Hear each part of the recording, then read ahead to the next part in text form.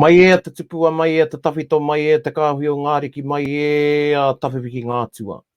Ko te kōkōuri, ko te kōkō te kirunga, koia te toirangi, ko te kōkō hau, ko te kōkō mako kiraro, koia te toinuku.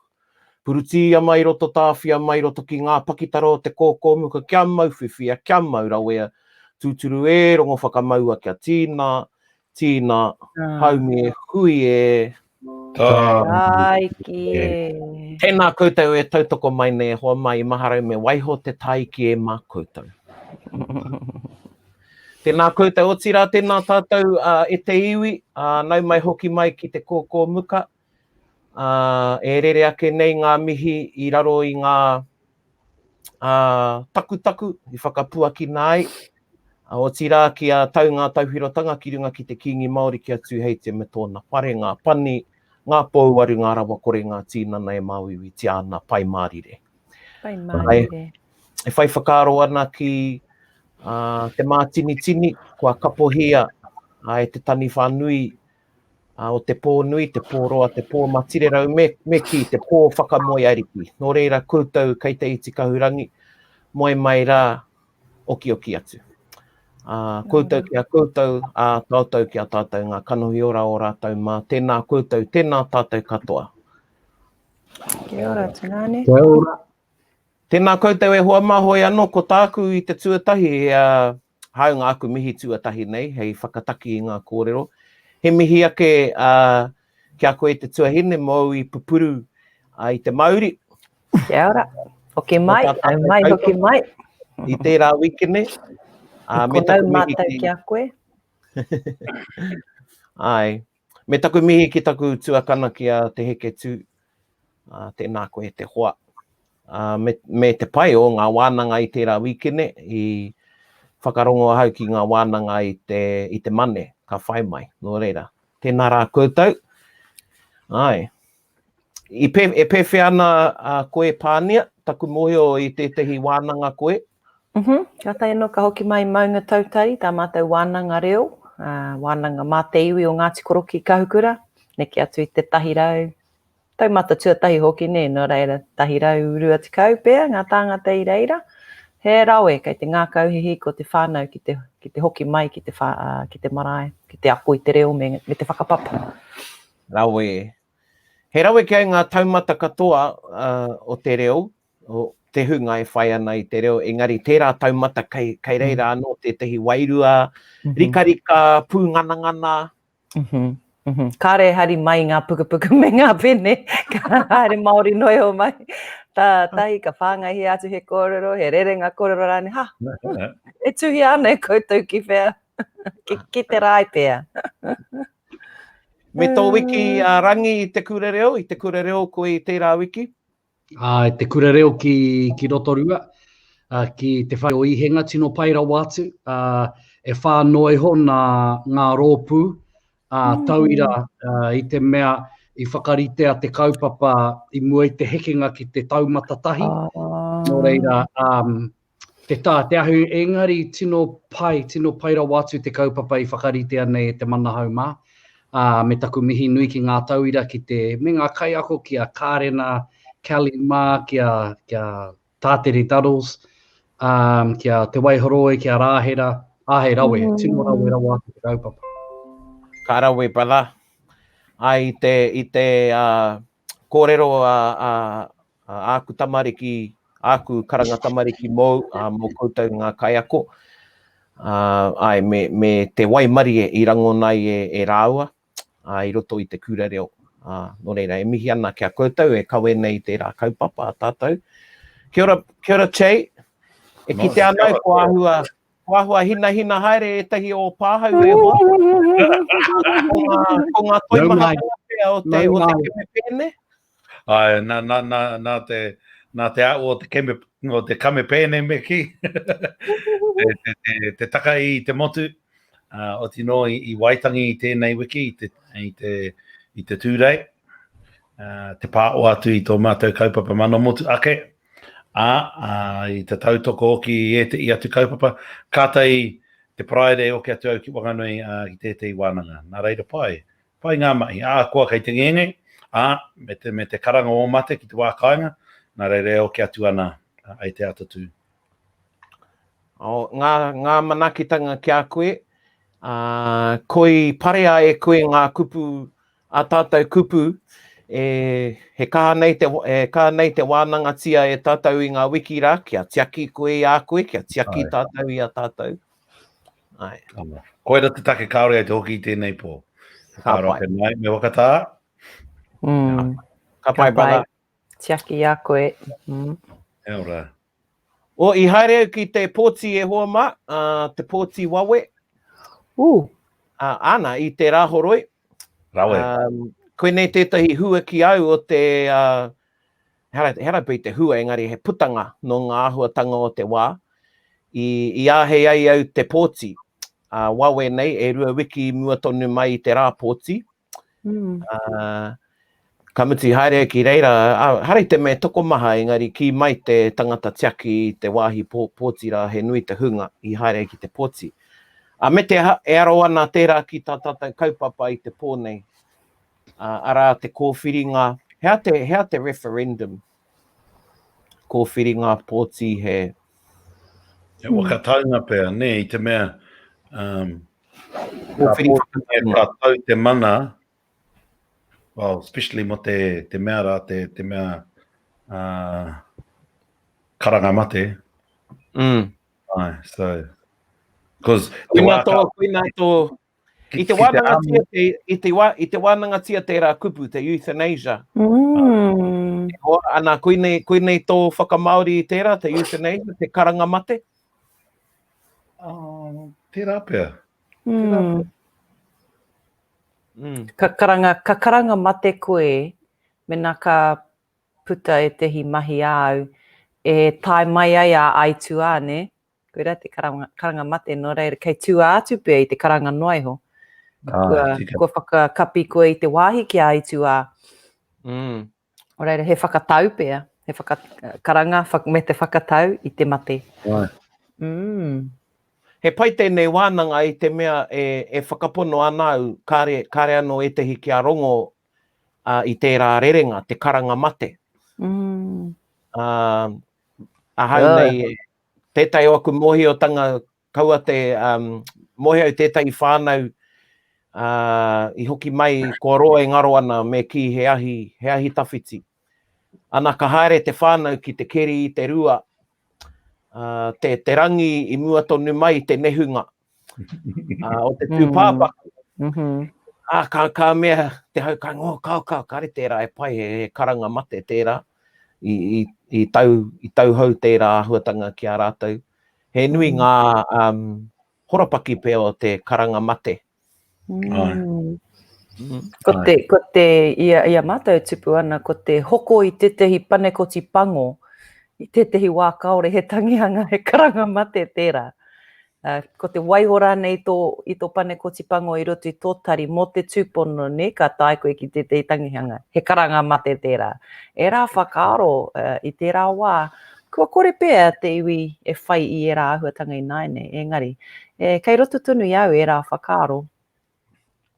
Kei tō mātou marae, o kāre he whare mate. Ana, I au I au e noho ana ki rua tāhuna ko au te tiamano o te marae. I tētai o nā hui e me atu au ki te iwi. Tēnā pēr kua tai te wā te hanga I tētahi whare mate. I te mea ka aroha ngā kuia I te hōtoke. Engari ka ki mai ngā kaumātu, he pōhiri mate, he karanga mate. Karanga mate, he pōhiri mate, kau e kimi mate, koira tētahi o ngā tohu.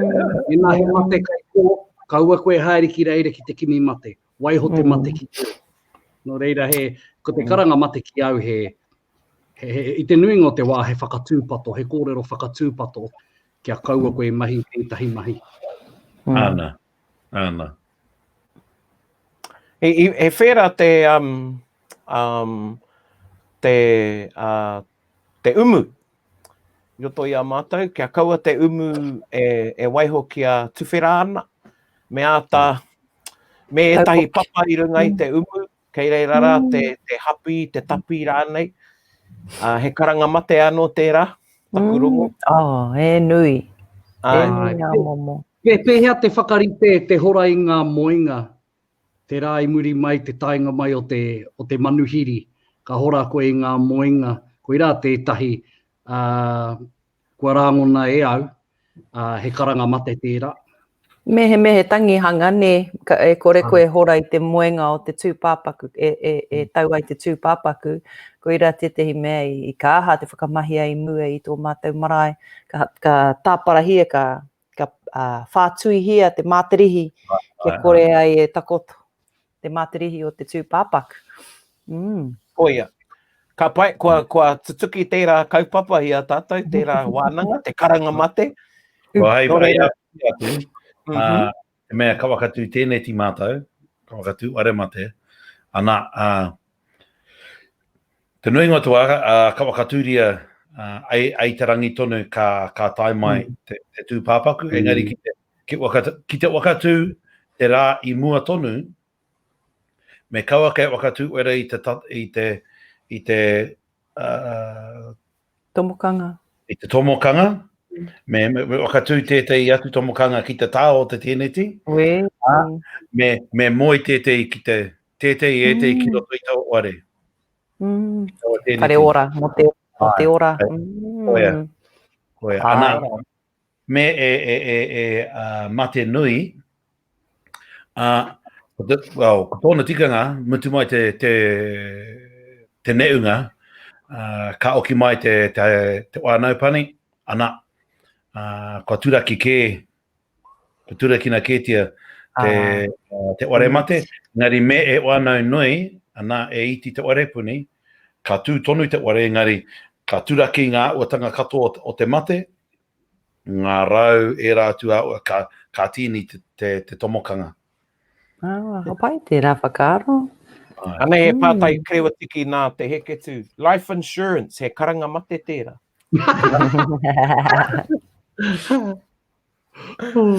Wow, kinga. Engari Tai atu ki te wira. Ai, koina tētahi take ne, he ua ki te Māori, te whakarite wira. Taku rongo i etahi o ngā kaumātua. He karanga mate tērā. Kare rānei hihia ki te whakatutu puehu. Etahi whānau. I te kōrero tia tērā i tēnei wiki nei. Mātau me etahi o aku hoa. E kōrero ana mo etahi o ngā tau tohe ki ngā wira.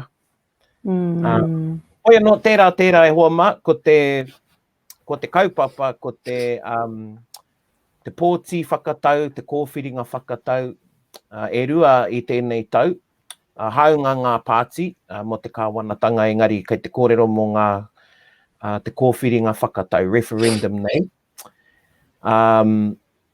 Ara, tētahi ko te mate whakamauru, ana koina te kupu i oti a māua ko te heketu i tētahi o a māua wānanga mo te euthanasia. Mate whakamauru. Koina tētahi kōwhiringa, ko te mea tuarua. Ko te, anei anō tētahi kupu me wānanga. Ko puta mo te cannabis, te marihuana rānei. Koina ki te whakahua ko te marijuana, ko te marihuana. Koina pia, hei kupu, marihuana. Marihuana. Ko te kupu marihuana, he kupu whakahāwea hoki. Ai, he here i roto ne.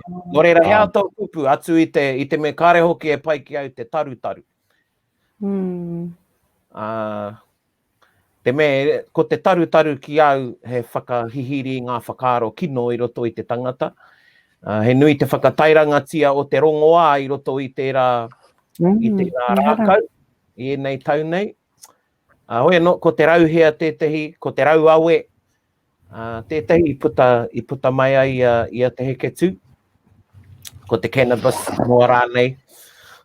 Hoi anō, koe nā te kōwhiringa tuarua. Engari, kia huri tātou. Te ingo tērā rau, te rau tūpeka rā, a ngā mātua. Torori. Te torori, e tūpeka ke tērā. Momo tūpeka. E tūpeka tonu. Ka mutu, tērā rau, te taia tērā te panoni hei pani, hei hinu, me momi rawa, te torori. Engari anō te rau awe, te rau hea, he arawa rānei te kupu. Te kupu i au e tamariki ana ko te pūhā hiko. Koa kā rētahi e hiko i tērā pūhā. Hoi anō, e Chei, taku mōhio, nā ngā nane o whanganui te rau awe i hari mai tā wāhi, hei whakamauru i ngā whakamamai, ngā mamaitanga o te mate, o te rere o te marama, o te wahine. I tika tērā kōrero, nā ngā nane katorika. Āmine. Aua, engari, kaore kore i te mea, i pērā e rā none, ana, nā rātou te torori i maumai ki te awa, me te i atu rongoa, me ngā krepe, ngā apricots, pititi ngā ua rākau katoa ana, nā rātou anō i tīmata te tau oko ki poi ākina, te tuku atu i te krepe, te cherries, nā reira, e ara i te mea, e mea orere, tēnei rongo, nā rātou pia tēnei rau i maumai.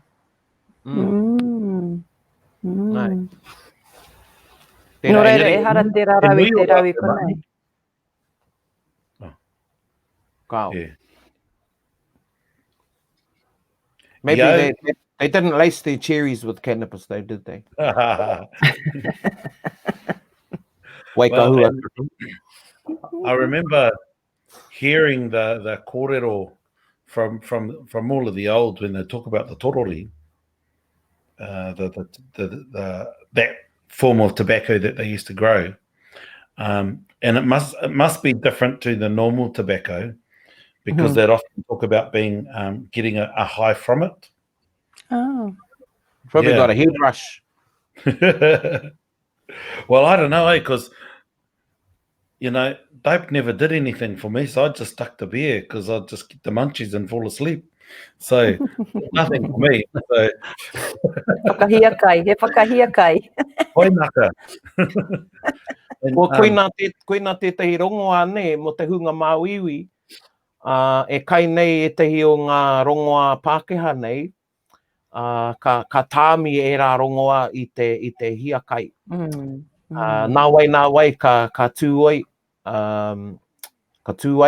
ka paki koke, i reira ka mate. Engari, ara e tehi e kaina i te rau awe, kia hia kai rātou, ki te kai. Koe nā tētahi āhuatanga o te rau awe. Hoi anō, o tātou whakaaro, nōku te he, te tikanga i te timata ahau ki te mate whakamauru, nā wai, he tere taku peke ki te rauhea, ki te rau awe, no reira, ka whaia te wairua. Mutu ki te mate, ko te mate hei kaupapa whakamutunga. I think the legislation, because this type of referendum is not binding, so it can go back to be redrafted if it gets a yes, or continue to be drafted if it gets a yes. So that's one point. Is this, sorry, Che, are you talking about the cannabis referendum? Cannabis, yeah, all right. Cannabis. It's non-binding. So if everybody says yes, the government don't need to listen to it. but they could listen to it as well and then amend some things. The challenge is that medicinal is already legal, and the angle of this act is moving it towards having a bias towards the sellers and commercialization of it. Whereas, and there's nothing wrong with that, but we know who can afford to take that over. And so those corporates come in and they can take over very quickly, and then it's just another thing that's taxing on their pockets. Whereas decriminalisation would have been the better step first, but because people of privilege push these and they give selected information to our people, and we go, oh, yeah, sweet ass, yeah, let's legalise them, we won't get into trouble. But actually, this is all about money and making more money for the corporates. Whereas a decriminalisation would have been better, and then wiping the slate for all our families who've got petty bloody criminal convictions because of it. It's just rubbish. That would have been the better way to do it. But you know, privileges have taken it to another place. But kei te moia koe, hea ngā āhinga e pāna ki te ture mo te medicinal cannabis? I mean, do you go into your doctors and they prescribe, you know, you ask for some to be prescribed, or is that how? So you can get prescription, but it's expensive. Right. So that's the other challenge, is it's expensive. And so there'll be those that'll be pro it, there'll be those that are anti it. And so I think people need to understand that it's not just, oh yeah, we can grow it at our own home now. Which, yes, this will result in you being able to grow it. But, and if you've got a bud or two in your pocket and you get pulled over, you're not going to go to jail. But the issue is that this is actually aimed into commercializing it quickly. Kia ora. Hea te kōrero I roto I tō puku. Haunga nā kōrero mo te ture. Hea te kōrero I roto I tō ngākau. Kei te awanga au ki te taha wairangi. Te hunga ku wairangi, you know, e te o ngā wanaunga I uru atu ki roto o Lake Alice, nā runga anō I te takatakai o tēnei tūrau. And, you know, it's chemical makeups. Some people's chemical makeup, it works for them. Some people's chemical makeup, you go crazy. And at making sure that we have the right services to help our people. Kia ora. Because I've seen so many relations who have got into, you know, really bad mental problems as a result of overuse, and then, you know, paranoia, and a whole lot of other issues.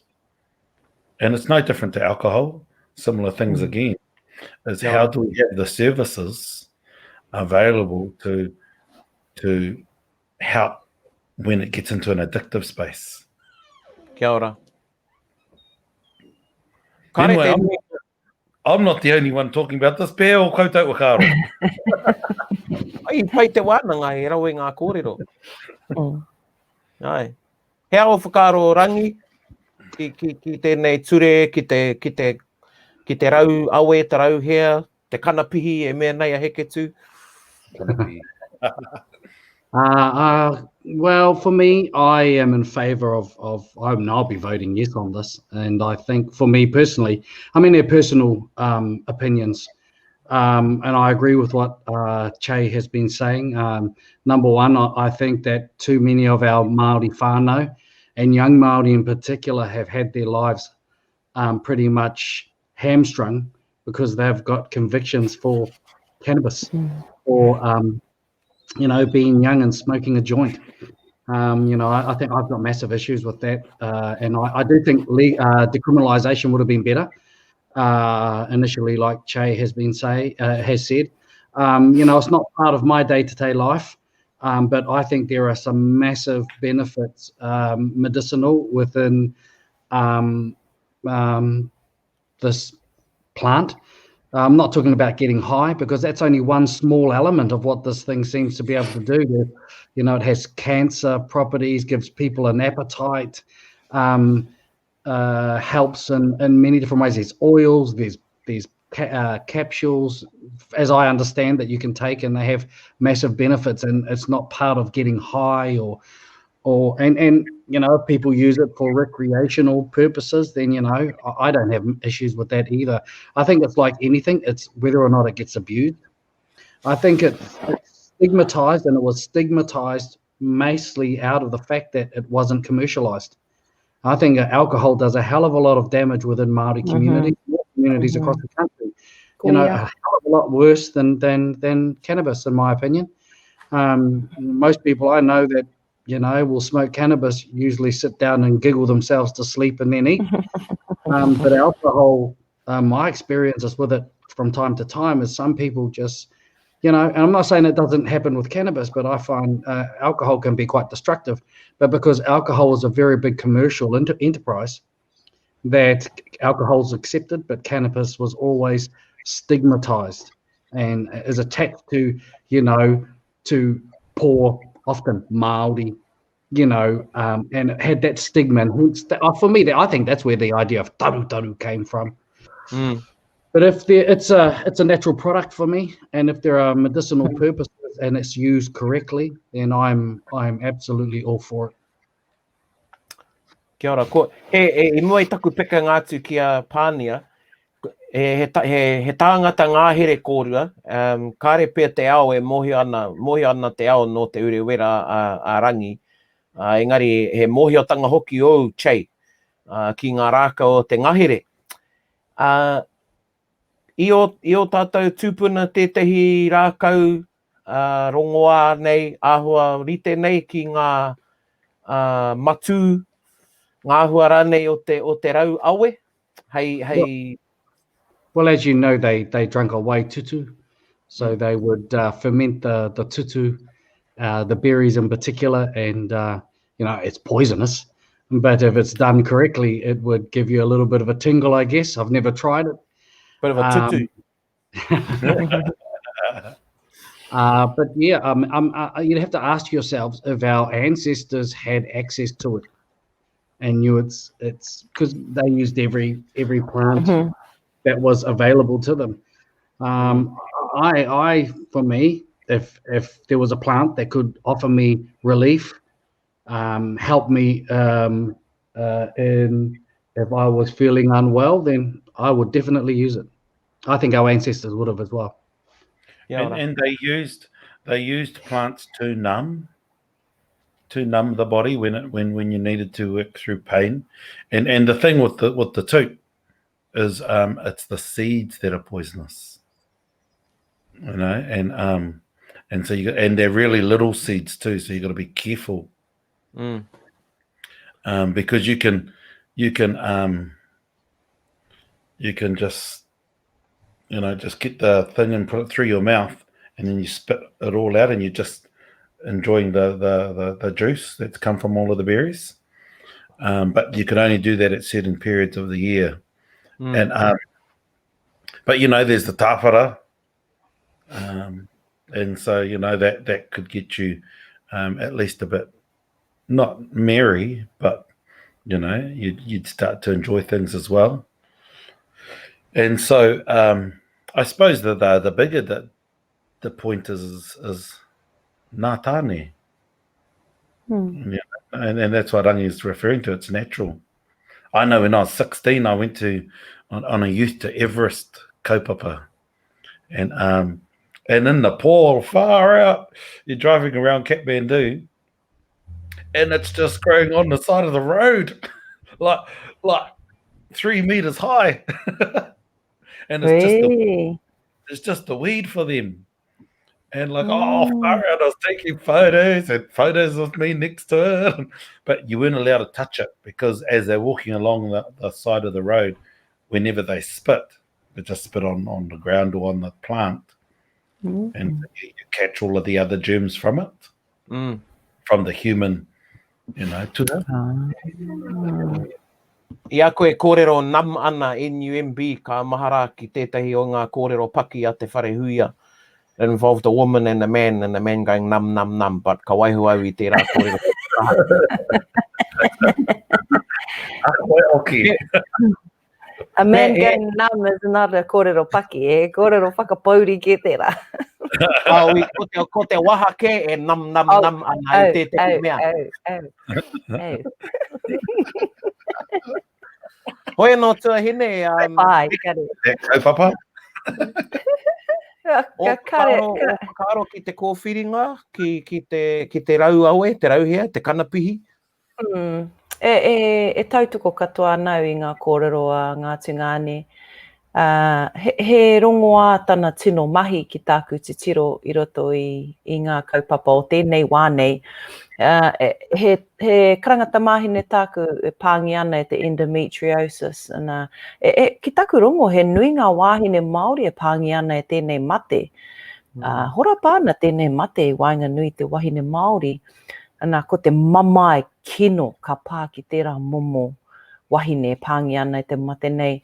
E kite anau I ngā hua nui ka puta ki tērā momo wahine e pāngi ana I tērā momo mate. Tai atu ki ngā mate pukupuku katoa e tēnei rongoā. Tērā, ko tētei atu kaupapa I kōrero rā Chai, ko te tōrori, e maumahara nau ki tētehi kōrero. Kei runga I te ipurangi nā Nani Nora I tuku mo ana tōrori nāna I whakatupu I tana mārakai. Ana ko te tōrori tētehi mea I kaha whakatupuria e tērā kuia me tana ki ko ako ana tamariki ki te whakatupu I te tōrori. He wā tōna I rāhuitia te whakatupuria o te tōrori e te kāwanatanga. He te pēr nā rātau I tētehi hua moni nui ka puta I te tūpeka ka whakatupuria e te Pākehā. Nā reira I rāhuitia I tērā ota. Kia kore ai te Māori e whaihua I tērā whakatupuranga. Nō reira, ki te anau I konei tētehi ori te tanga. Ki te tahuri te Māori ki te whaihua I tētehi ota nā te Māori tonu I whakatupu I runga I o nā no whenua. Kararuraru pēr a tauiwi, e tehi wāhanga o tauiwi a kāwanatanga nei ki tērā mahi e whaihua nui ai te Māori. Nō reira, mehe mea e pērā ana, e tautoko anau I tēnei ture kia whaihua te Māori I e tehi o ngā ota I runga I o tātou whenua. E kite anau I tētai oranga nui ki ngā whenua tarahati, ngā whenua rūnanga. Kua roara wātu e whakatupu paina ana, kua kōrero rātau te paina. Rā no atu ngā painga o te rauaue nei, o te kanapihi nei, ki oku nei whakaaro. Hāu ngā rongoā mo te tangata, mo te ngahau rānei, engari te hemp, mērā āheinga kua āhei tērā I te ture. Engari he whaiti tonu o tātou whakaaro ki tērā mahi, nā mahi pakihi runga I o tātou whenua. He pāmu, he paina rānei te nuinga. Koetai nei kei te mahi mānuka, miere, mērā engari. He huarahi tēnei hei mahi, hei kimi oranga, kia kimi te I te oranga. I kōwhiri au I te ai, rite oku whakaaro ki o rangi. Kamutu ai mo te hunga e momi ana mo te ngahau te take. Kare aku aha ki tērā momi, ki tērā hunga. Ko ahau tērā I ōna wā. I tētahi wā ōku koina taku ao. Engari, ko te Paraone o Naine here reke noake I te Paraone o ngā rua te kautau ka mahue nei. Tino. E rua mahara nau ki tērā Paraone. E rua he atāhua. Kia ora. Engari ai, ki etahi he rite ki te waina, ko etahi e pai te krahe waina ki a rātau, tētahi krahe, e rua rāna I te pō. E pērā anō te hunga momi I te rauaue nei. Engari ai, ko te as my mother would say, you know, it's all about moderation. Kua kari e tino prakatihi i tērā tikanga ana, hoi anō. Mo te waina tāku e Kingsland. But that's the reason why I'm going to vote yes, is because there's a chance to change some things. Where we have to actually be able to lobby and then make sure that people get a clean slate. Because too many of our people have, you know, gone to prison, criminal record for something really silly. He kino noa ke te waipiro ki tāku titiro i tēnei momo ota. Ngā hua ka puta ki ngā whānau Māori, ki ngā wāhine Māori i te waipiro e hoa mā he kino. Nā te āhua pēr o te matū i roto i te waipiro, he whakapiki ki he whakapiki te pukuriri o te tangata. Ko tēnei ota tauaro ana i tērā. Ka whakatau i te Māori, ka ko te tehi kupu nā te haumihia te mānā wairane o te matatiki, ko te whakamāngina, ko te āngi, tērā kupu āngi nei te hau. Koirā te tehi o ngā āhuatanga, o ngā kupu kua tīkina mo tēnei mea. Ai, me ka te tiro ki te huka. Hei kupu mo te waipu. O ana hai. Hei kupu mo te hai. Te whakamāngina. Koirā te kupu i roto i te matatiki mo te marijuana ki taku mōhio. He whakamāngina. He whakarewa, ne? Ai. Ai, kua kōrero etahi ki ngā pakeke, hea te whakaaro o etahi o ngā kaumātua. Kore rawa taku māma e wakai. Tērā pēr ka wakai taku pāpā, aua. Nere kore rawa taku māma e wakai. I pēra taku pāpā, I pāngia rā ia e te mate puku. And he was on morphine, lots of morphine. And, you know, I tērā wā, I te kimi māua ko taku tuakana, I tētai atu huarahi. But I think it was the stigmatization of marijuana that stopped him from actually having it. It was that, you know, that it was illegal, he taru, he mea kino, I korea ia e kai, I te rongo ara, koina taku aroha. Kua ki te au e pāngi ana e te mate puku, e kai nei I te kanapihi, e ora nei. Te hinu, ne? Te hinu hoki. Te hinu. Pire. I used some pani on the tirohoi. Oh, it was magic. I mehia I aku uau, it was like 30 seconds was instant. Yeah. I kata pani hia o ku ngutu, engari mea taku wahine kaua.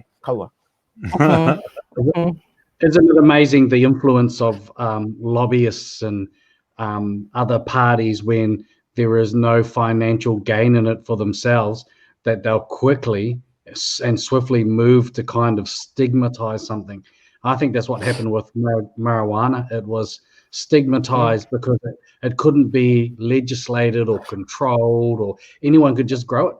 And so it went through this whole period of being kind of seen as this evil, crazy, and yeah, I agree with Pānia. I think the waipiro is significantly worse, in my opinion, and some of the massive issues we have in our community. So and you know, like I said before, that getting high and stoned and whatever is only one small element of what this plant is able to do, but because of its stigmatization throughout the decades, we're kind of, and still now, you know, we look at it, there'll be a whole generation that'll be thinking, oh, you know, even though I won't be getting high, I won't be taking that part of the plant, it'll just be used solely for pain relief or to give me an appetite so I can eat, I'm still going to not accept it.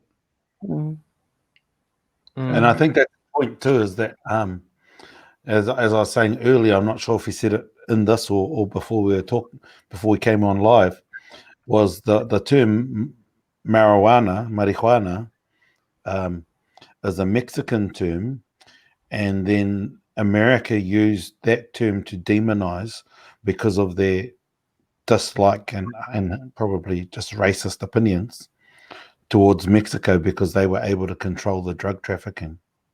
And so it became a demonized term because it was connected to the Mexicans. You know, so I think now that people are calling it cannabis does have a different ring to marijuana.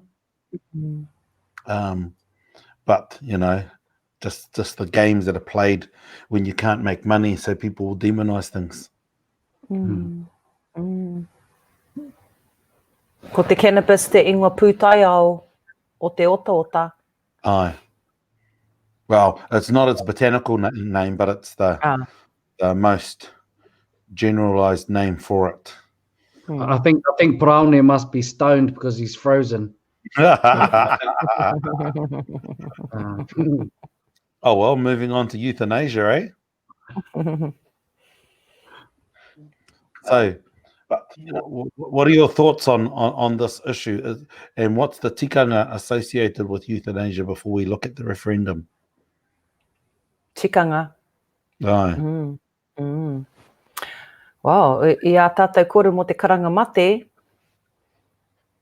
i te nui o tērā kaupapa i roto i ngā whakaro ngā kaumātiu, ngā tūpuna, te whakatapu-tapuhia o tērā kaupapa, o te mate, me ngā tikanga nui e hāngai ana. E kore pēr o tātou tūpuna i whakai ki tērā āhuatanga. Mā te wā no e whakatau, te wā e mate ai te tangata. E kōrero ana tātou mo aitua, i roto i ngā kōrero, tuku iho, aitua ki kini. Hine nui te pō me te kore i pai ki te rā weke i e rā āhuatanga. Engari he horopaki ke tērā, he horopaki ke tēnei au e noho nei tātou. Nō rei, ko ngā tikanga o tēnei wānei, i roto pēr i te mate, te tehi oranga. Nā, ko i rā te tehi kaupapa hi anau ki te wānanga, i tēnei pō. He mate rānei, he ora rānei tēnei kaupapa. Yeah, koira te pātai, ne, pēr o karo, Rangi? Yeah, it's a very personal issue for lots and lots of people e hoa, and very difficult to really, you know, you're talking about people's lives, and in some way, it's only when you've experienced, I think, nursing someone at the end of their life. I think that's what this is talking about. And sometimes people say, oh, you know, they pass peacefully, and other times it's days, weeks, even months, if not years, of horrific suffering, where the person themselves are asking, they're saying, you know, I've had enough, I'm tired, and everyone else is around too, and you know, and who gets to make that call? Who gets to make? Who gets to say no? You linger on, and we'll just keep you medicated, and so until, you know, your body finally gives out, you know, and people are going through some horrific. Now, I'm not saying that we have the right to end their suffering. You know, I think that's for every individual, but I think there are examples within Māoridom where that happened. And if I can just give one example from my own tribe, we had an ancestor who was a renowned makutu person, and he held absolute fear across the valley where he lived, and his son approached him, and everyone had just had enough, and told him, you know, went and met with him and said, you know, we can't continue to live while you have this, everyone's in fear of you. And so he asked to be burnt in his house, and that was done to him. So he asked to be burnt in his house, so the tapu would be lifted off the entire region, and his son did it to him.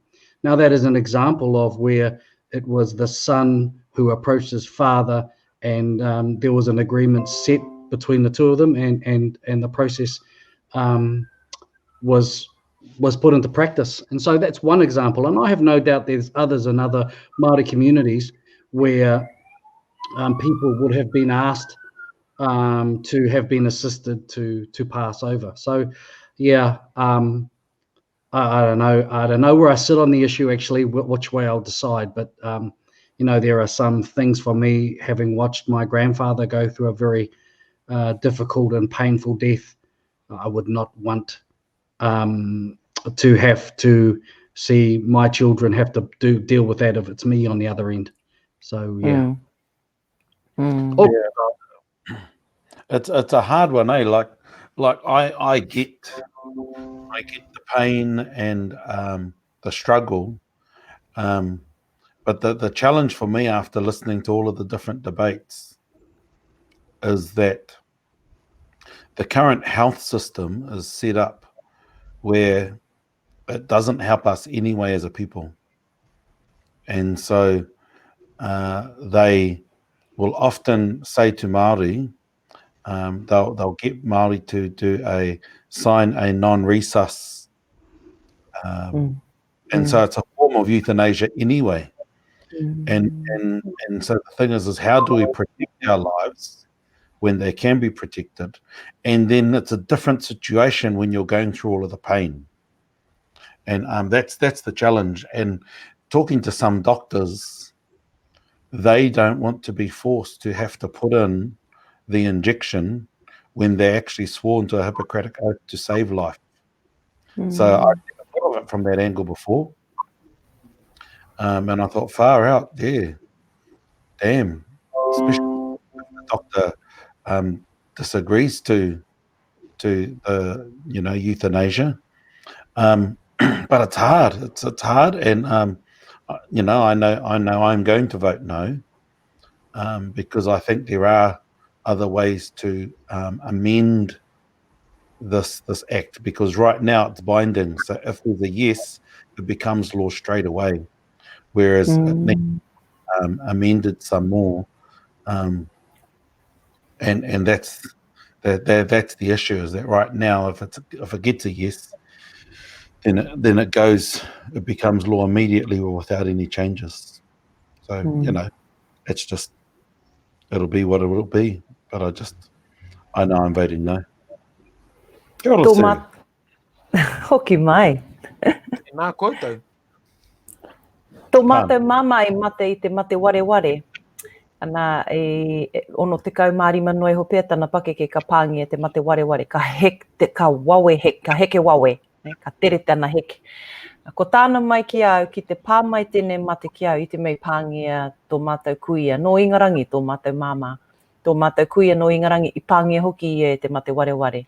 Ka ki te mātou I te rā mate e kai ana I tana hine ngaro. Me ngā pānga ki te whānau I te rā mate. Ka ki taku mama ki au, ki te pērā hau, pūhi hau. Kuira tāna mai ki au. Mea rawa ke ka pāngia tō mātou mama e te rā mate. Ka irei rau e noho ana, e tau pati ana I roto I tēnei kōrero. Nā taku mama mai ki au, ki te pērā hau, pūhi hau. Kāore au I puhi aia, hoi anō. I roto I au te rā whakaaro, kei te kāore au I te whakatairanga I te ū ki ngā hia o taku mama, nō ku te rā he. Mehe mea I whakamanahia tēnei ture I te rā wā, taku whakapai kua whakai katoa mātou ngā tamariki a tō mātou mama kia pērā hia ia. I runga I tōna no hia kia kaua tana tinana e pērā hia e tēnei mate. Nō reira, ko tērā horopaki tērā I wainganui tō mātou whānau. E whakai nei au ki tēnei ture. Ka pai. Ko kōrero koutou katoa. Paraone, he whakaaro. E whakai anau ki te wairua o te pire, te ture, engari ahau nei pōti kao. I tēnei wā, I taku pānui etahi o ngā whiti I roto I te pire, kāre anō ki āta tatu, ki oku nei whakaaro.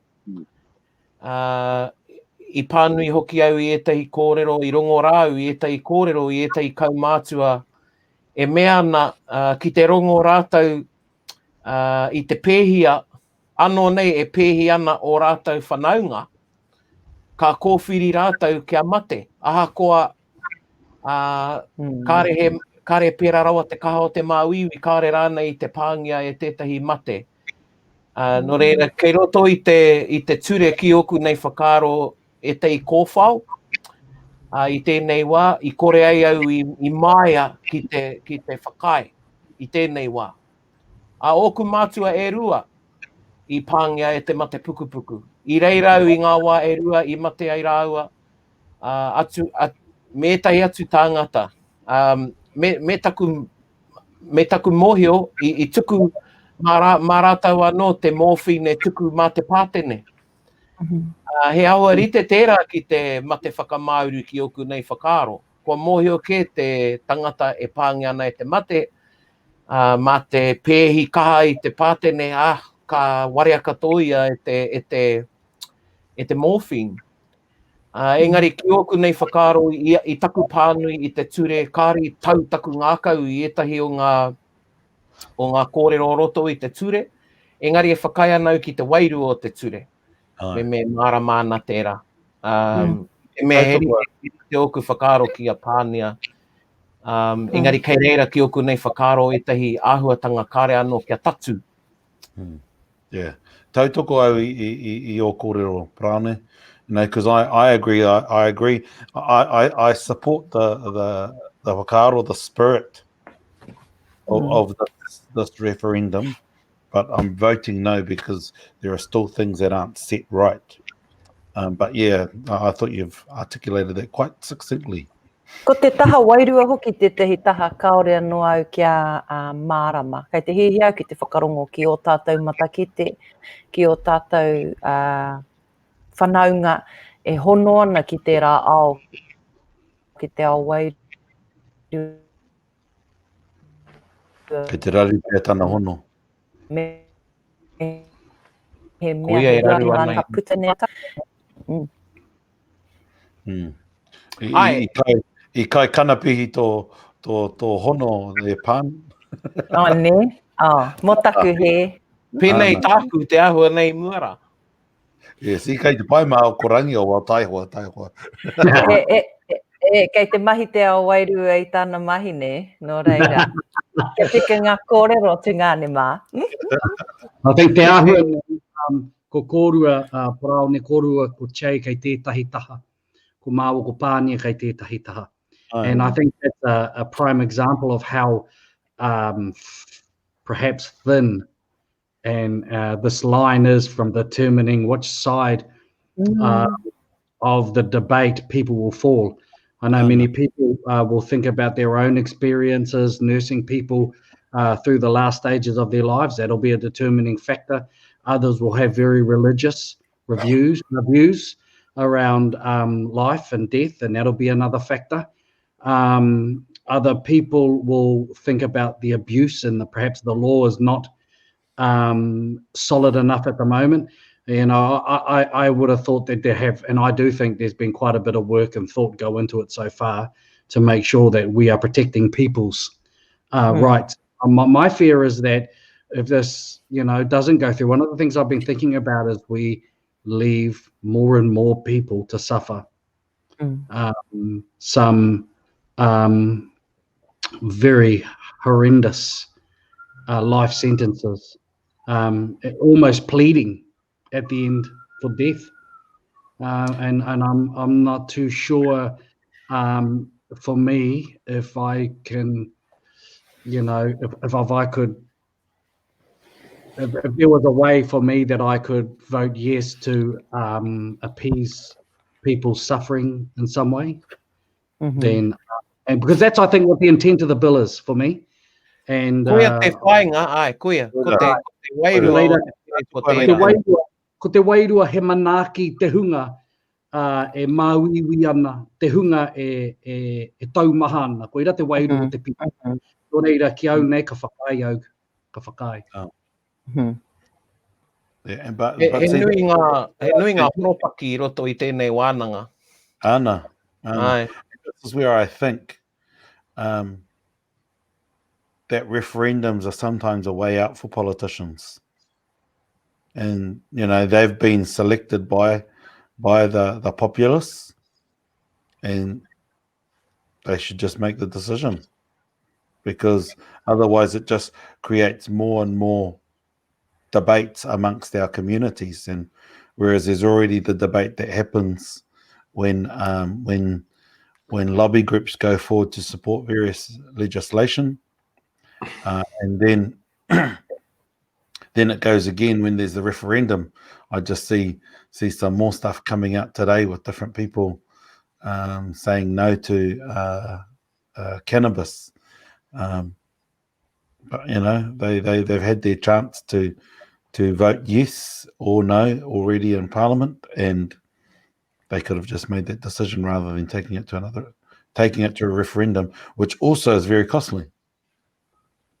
Bueno.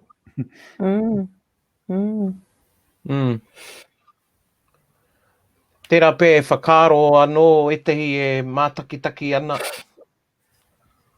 E pērā anō, ko e tehi kei tētahi taha, ko e tehi kei tētahi taha. Ko taku kāo e hara i te kāo rau atu, engari he kāo i runga i etahi o ngā āhuatanga ki oku nei whakaaro kāre anō kia patu. E hoki ana ngā whakaaro ki tō tātou hoa, kia korohere. Me he mea i te rata te āheinga ki te ki, i te mea ko tētahi wāhi o te ture o tēnei pire. E mea ana me he mea ko te tākuta, e rua ngā tākuta e whakai ana kia tukua te tangata kia hemo. Ne? No reira, koira etahi āhuatanga kāri i te pai ki taku ngākau, kāri i te tau ki ngākau. Ka rau whakai ana ki tērā, he nui no ngā tākuta kua he i roto i rā whakataunga, i roto i tō mātou whānau, e ki nei kāre tēnei tangata e puta ora mai tēnei mate, me rā wāke ka puta ora mai, ne? Ki te puta ora mai kāre kaha tana tina, me rā wāke, kua puta kaha mai, kua hīkoi, kua kōrero. No reira, kāre tērā i te tika ki au, te waiho mā te tākuta, mā te whānau tonu, mā te tangata tonu rāne e pāngi ana e taua mate, kei aia tērā whakataunga ki au. Ai, koina taku mohi o tua hene me whakai te whānau, me whakai hoki ngā tākuta e rua. Ka pai, kāti. Me he mea he taha ki te whānau kua paitaku ngā kau i tērā. Kaua e waiho mā ngā tākuta anahe, tērā whakatau. Engari, e tautoko anau i tāu, e pērā tō tātou hoa, i ki ngā rata, kāre he putanga ki te whaiau, ki te ao mārama. Ana i whakararuraru e rā kōrero a ngā mātanga i te whānau. Ana i reira e noho taiapa ana me weto, me waiho rānei kia kāna. Koira etahi āhuatanga. Hoi anō, hei āta whakaro mā tātou, mā te hunga e whakaro ana ki te... No reira, ai, ko taku, koinei taku puku, oi anō, te mutingi ho koinei taku i kōwhiri ai. Ai. E pērā anō, i roto i au tātou tikanga tuku wairua. Ka reo moena me kua tuku rā koutou i te wairua o tētahi, engari, kei reira rā tētahi mea e pupuru ana me tuku rānei, me waiho rānei, ka reo e whakahua koa i tērā tētahi o tātou hoa i haere ki te tuku i te wairua o tētahi e tama whitu rā, ka mahu e mai. Ora tonu ana tērā. Engari, tētahi o oku whaia, tō tāua whaia, Pānia, o te wānanga. I tuku au i aia, i rongo au i tana wairua e wehe ana i te ao kiko, i te tūranga waiwai o te ao kiko. Engari, he tika tā au, koinei anō tētahi āhuatanga ko te wānanga i te taha wairua, kua whai wāhi mai te hunga matakite pēnei tāu e mēnei. Me nui ake tā tātou whakawhirinaki ki tērā taha o tātou, tō tātou ao Māori, te hunga matakite, me kaha tā tātou whakawhirinaki ki ā rātou kōrero. No reira, kāre kore koe nei te wānanga i ngā kāinga o etahi, huri no te motu. Mohi au i roto i tōku whānau ake, i nā pōnoa nei i puta mai e tahi whakaaro e pāna ki te mate whakamauru, e pāna hoki ki te awe, te Rauhea, te kanapihi me e rā kupu katoa. Ko te mea nui ki au, me wānanga ngā kōwhiringa i tēnā o te kōwhiri noiho. Ko etai e haere kuri no ana ki te pōti. Pēnei ngā pāti, ne Chei, engari, ka waiho era kōrero ki te taha. Engari me pōti. Koera te mea nui, me pōti. Koe nei anake te taima i roto i te toru tau, ka ōrite ngā tāngata katoa. Kia ora. Āpo te aa. Pō ara mai, rawa mai, e ara. Ana, ka ōrite te katoa. And I think people will often feel that their vote isn't important, but actually it counts. And so whatever way you go, the most important thing is to vote. We've always taken our kids to vote too. Mum and dad to vote. Yeah. Koina tētai wairua e tētahi wā tērā atu toru tau ka mahu e nei te pōro haurangi aku huanga i te pāpara kauta o te whetu mārama ki hiki, the star. I went in there and there was a few of my nephews and mea say, hey, ko pōti kauta? Oh, no, uncle. Come on. So I dragged them out, ko haurangi ke te tokotoru. Took them up to the polling booth. They had a little wānanga before they went in. Ana ka haere ki te pōti. Very good, very good. Me mahi anō, uncle. No reira, koe nā e tautoko ana i a koe me taku whakapono ko tātou katoa e tautoko ana i tērā whakaaro. Ana e whakatena i te iwi ki te pōti. Ai. Kau e noho noiho, he mōtika tēnei no tātou. Me whakaaro ki etahi whenua, kaore o rātou mōtika pēnei ki te pōti. Hoi anō ko tātou tēnei ko Aotearoa, ko New Tīrini rānei. Kia kaha koutou e te iwi nui tonu ki te pōti.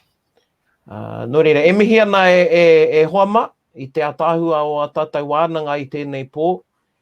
E rere ana ngā whakaaro o te iwi. Hei aha tāu.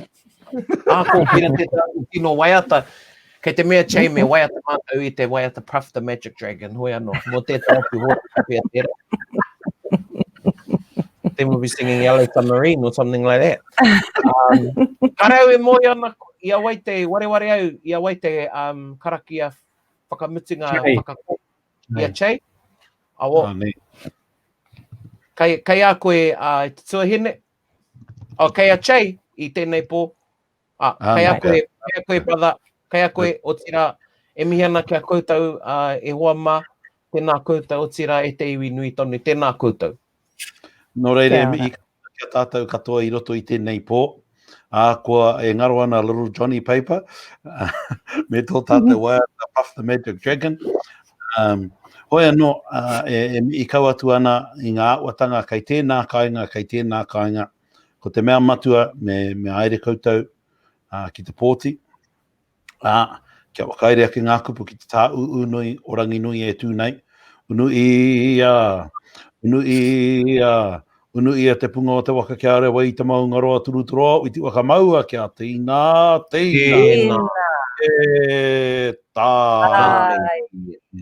Kia ora tātou. Kia ora. Kia ore. Kia ora, mate.